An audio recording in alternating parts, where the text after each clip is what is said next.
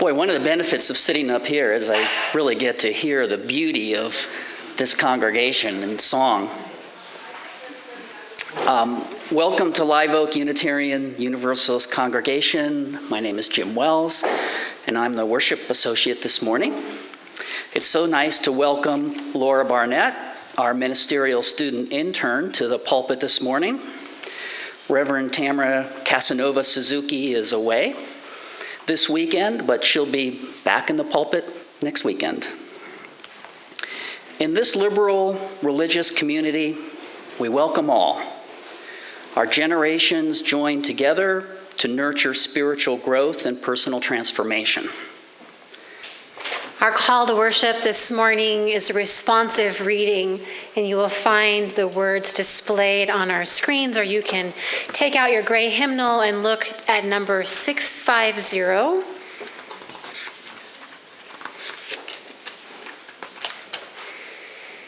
This comes to us from Robert Weston, and I'll start by reading the regular type, and you can respond with the italics.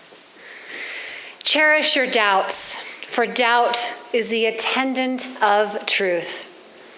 Doubt is the key to the door of knowledge. It is the servant of discovery. A belief which may not be questioned binds us to error, for there is incompleteness and imperfection in every belief. Doubt is the touchstone of truth. It is an acid which eats away the false.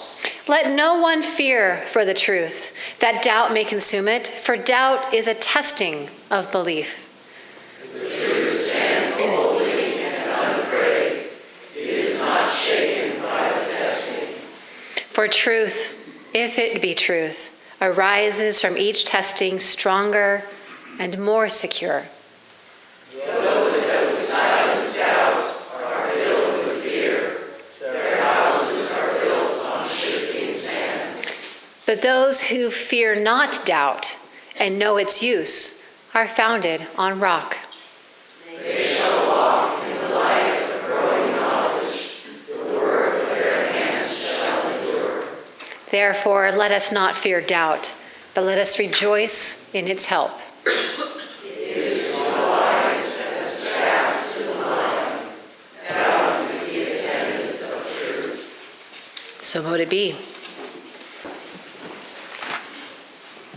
A number of you have said you're looking forward to this, so hopefully you will enjoy. So, when I say the word God,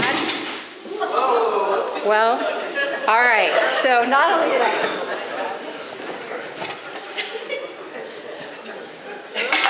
Well, we'll take the offering later by hand. So, when I say the word God, tables break.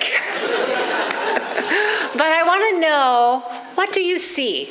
If just for a moment, do you see an old white man with a beard on a throne?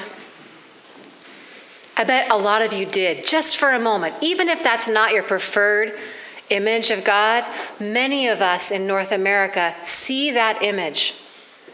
The same is true of apples. I bet most of you saw a red one. Apples and God on a throne are embedded images. An embedded image is an image reinforced thousands of times from the moment we are born, so that even if we no longer adhere to something, it is present and available to our psyche at any moment. So even if you never ate an apple in your whole life, you still know that apples are red.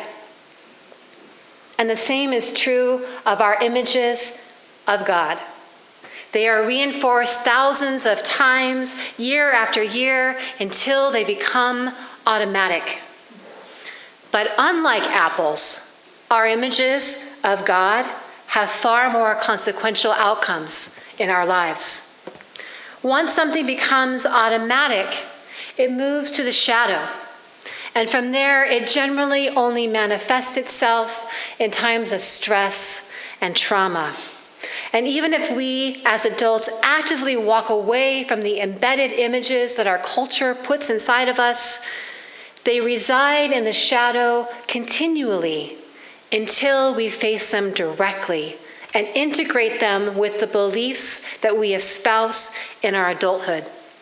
This process of integrating our embedded childhood beliefs with those we choose after careful consideration to adopt as adults is central. This integration is central to our ability to live happy, productive adult lives. And when this work is left unfinished or incomplete, we run into trouble because in those moments when we are down, depressed, anxious, or lost, the embedded images get activated and can make it difficult for us to seek care from our fellow human beings at a time when we most need it. For example, if our embedded images of God tell us that our suffering is not seen, does not matter, or even worse, is somehow purposeful for our spiritual development, then it can be very difficult because those past traumas and hurts can cause an even greater mess to whatever situation we find ourselves in now. Thus, I would call us, not just as humans, but as specifically as Unitarian Universalists, to do the work of integrating such that our efforts to alleviate the suffering in the world, one of the strongest aspects of our tradition as you use, may be given freely and from a well of deeper compassion than might be available if we don't do this work. And that compassion starts from within us. What we think about God matters. As Karen Armstrong once quipped, thinking about God is hard because it's God. So, imagine again that embedded image of God that many of us have. Whether you ever believed in that image, I'm imagining that if I were to ask you to list the qualities of that God, it might include things like powerful, wise, kind, loving, jealous, judgmental, angry, and wrathful. And every single one of us in this room would add one more. Male. Male. God is male. That's what our culture says. And that is the trouble I want to focus us on this morning. The maleness of God. Not because, of course, there's anything wrong with being male, but because when we only have access to the masculine aspects of God, we're missing half the sky. Over the millennia, the deity, which is unknowable and unnameable and mysterious, has become codified into a dualistic system that says maleness equals divinity, mind over matter. And when that elevation happens, we're only half alive. And it results in a wound to the female aspects of our psyche, specifically also to the female bodies, and those of us that live in female-identified bodies. There is a wound that happens when we elevate the masculine over the feminine. Because women start to believe that they are outside of the divine image, and others start to treat them that way as well. And for men, they're taught that the feminine qualities that they naturally exhibit make them less divine. And for those that do not fit either male or female traditional definitions, there's even less space. So I wish to walk us in to that little space and breathe some air into it. And the tool that I would suggest for that is our imagination. We have spent a long time in our culture being rational and trying to reason our way to God. But feminist scholars would say that the imagination is key to the theological journey. The place that we would start with this, if we're looking for a source, is this. I know we don't have these in our sanctuary, but this is something that you're probably familiar. It's called the Bible. And the ancient Israelites who first developed the texts that make up the first part of the Bible that we call the Hebrew Bible were polytheistic. They were polytheistic for thousands of years prior to their eventual cohesion and coalescence around a monotheistic God that then results in what we now call Judaism. And these texts that make up the first part of the Holy Bible reveal the reality of this polytheistic nature. Asherah is one goddess that resides in these pages. Asherah is God's wife. Most of the deities of the ancient Near East had wives. And El, or Elohim, as God was called, was no exception. However, over time, as El consolidates and transforms from the Canaanite high god into Yahweh, the God of the Israelites, his wife is edited out of the text. And because, obviously, in a monotheistic religion, God's wife is a bit problematic.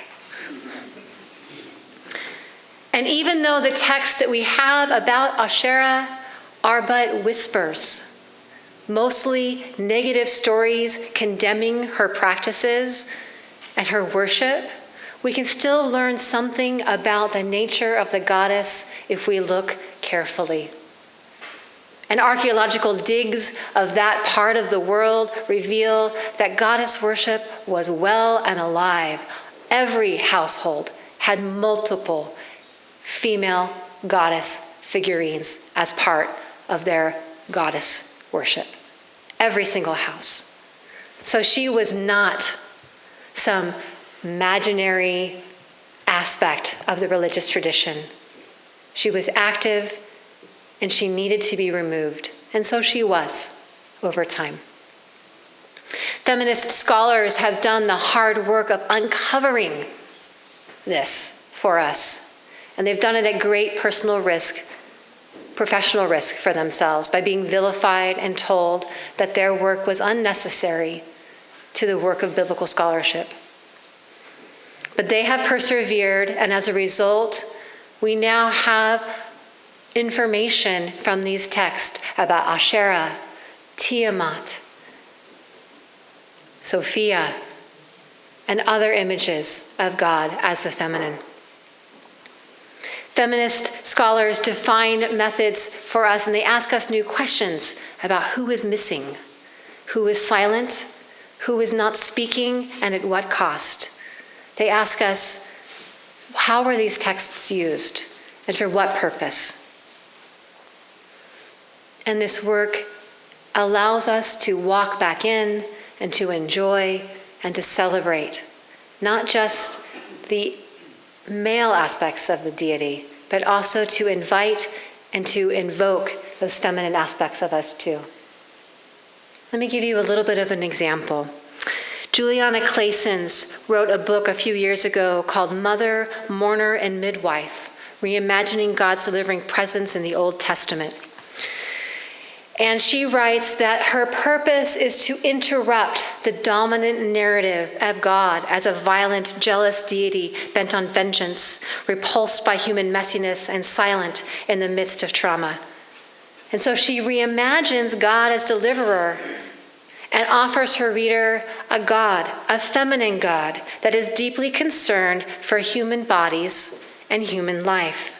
It is a God that touches and weeps and mourns and suffers, a God that sheds her harsh exterior in favor of vulnerability. And she finds these whispers in the Hebrew Bible, in the second book of Isaiah, and in the Psalms. And Claessens notices that these images for the feminine aspect of God often show up in response to trauma. In 586 BCE, Jerusalem was a vibrant community that was utterly destroyed by the Assyrians. The people were expelled from the city, their temple was burned, and everything was destroyed. The people were sent into exile. And in the years that followed this exile, we start to see feminine aspects of the deity rising up.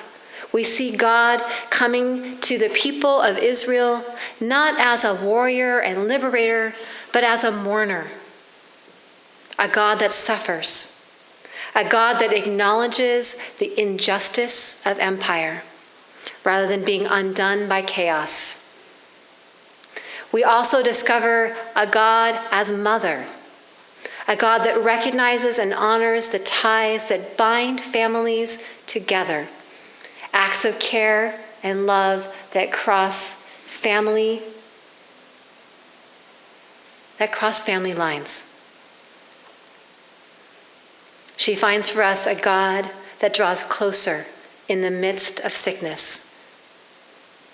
Anne Klassen recovers a God as midwife who invites us to participate in the ongoing act of creation. A God who labored to give birth to the world and is unabashedly on the side of life. The God as midwife understands that stepping into the unknown is risky and dangerous, and she partners with her people in their bodies and encourages us all to love creation. Our images of God matter, and it is far past time to move beyond the God of vengeful, wrathful, vigilant anger and into a more wholesome, relational ability to be connected to one another. A God that Unitarian Universalism can hear and listen in our seventh principle, which calls us to be deeply relational with one another, to respect and to honor that web of existence that connects us one to another across time and across culture and across generation. Our images of God matter, whether we are believers or not. They matter. And if we do this work of integration, we can begin to move from the automatic to the chosen. Which brings me to one of my pet peeves as a UU minister. You know that quip that people always throw about there's no atheists in a foxhole? I really hate that quip. I hate it not just because it's rude to those of us who honestly and compassionately espouse a non-theistic way of being in the world, but also because it misunderstands and miscategorizes how divine images function in the human psyche. It assumes that foxholes are somehow more truthful than the rest of life. But they're not. They're just more stressful. They're just more stressful. But I would argue that those foxhole moments of our lives can become less stressful when we do the work that I'm inviting you to consider this morning, when you do the work to integrate your embedded with your espoused, the masculine with the feminine. Because reasoning our way to God won't work, but when we use our imagination, the lid comes off and we can participate in the divine dance of creativity, of which we are all invited to. So where do you start? How do you activate those imaginative qualities inside of yourself when we have been so determined in Western culture to be rational, objective, and specific? Well, luckily, every single person in here has everything they need. It starts with this thing here, the body. The body is the site of the imagination. I'd like to offer you that the path of imagination, access through the body, is far wider and more joyful than you would expect. Theologically speaking, this process of honoring and starting with the body is called body theology. It starts with this simple idea that bodies matter. That your body and my body, gay, straight, youthful, elderly, able or less able, tall or short, red-haired or bald, that these bodies, every single body, matters. All bodies matter. And that's what the image is I'd like to leave you with today. Because it does not matter to me if you are theistic or earth-based or atheistic or spiritual and not religious or spiritually confused or just a regular Unitarian Universalist. I'd like to offer you that your body matters and what happens to your body matters. Your suffering matters and your joy matters. And other people's bodies matter. And the creatures that crawl, swim, and walk on this earth beside us, their bodies matter too. And the body of the earth matters. Matters more than maybe it ever has in the past.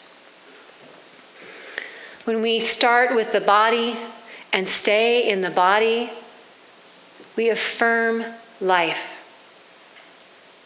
And life is what we are doing every day until we don't.